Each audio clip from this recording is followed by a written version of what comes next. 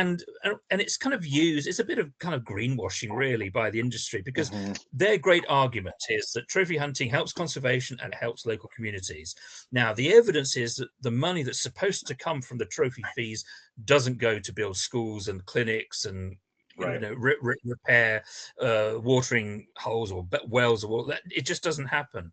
So they kind of hit upon this thing. Well, look, we discard the meat anyway, because to make the trophy, you only need the skin and the skull, Right. and that's all the taxidermist needs. And so they would normally just chuck out the meat. So what tends to happen is two things happen with it. Or it's like, well, three things. One is it's just discarded and left there. Secondly, it's used as bait to lure Mm. big cats, so lions and leopards in particular. So and that was the case with Cecil. So there's a hunter who had shot an elephant for a trophy, and so they got the meat from that elephant, and they dragged it along the back of this pickup truck in order to lure Cecil out of the protected area, out of the national park, into this hunting estate where he could be shot. And so it's used as lure a lot of the time. Or thirdly, yeah, they go and just dump it on some local villager, and they feel great about themselves, and they take pictures, and it's all very kind of 1950s or 1930s. This queue of Africans gratefully receiving this bit of horrible elephant meat, and it looks great for their brochures. But the reality is, Briefs, well, yeah. yeah. Yeah.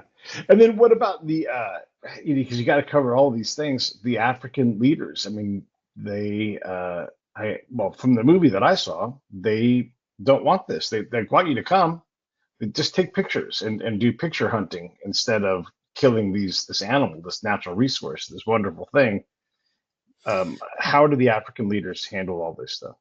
Yeah, I guess they split two ways. There are those Hmm. who are clearly benefiting from it in some way directly. And we Right. know the case of Cyril Ramaphosa, but there's been many others where ministers have been known to be receiving kickbacks.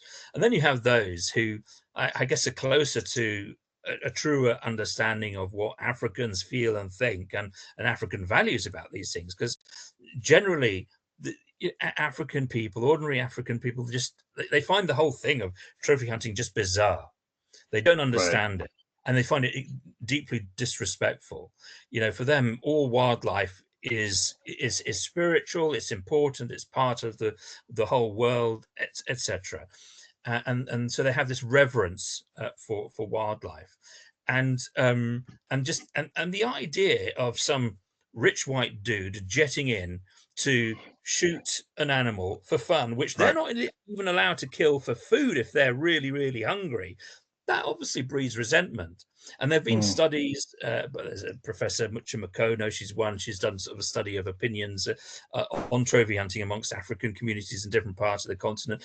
And it shows overwhelmingly that they're opposed to it. We've had Ipsos, the polling company, they've done opinion polls, again, show that the vast majority of Africans are against it. And you have countries like Kenya, and of course Botswana, they banned it for many years.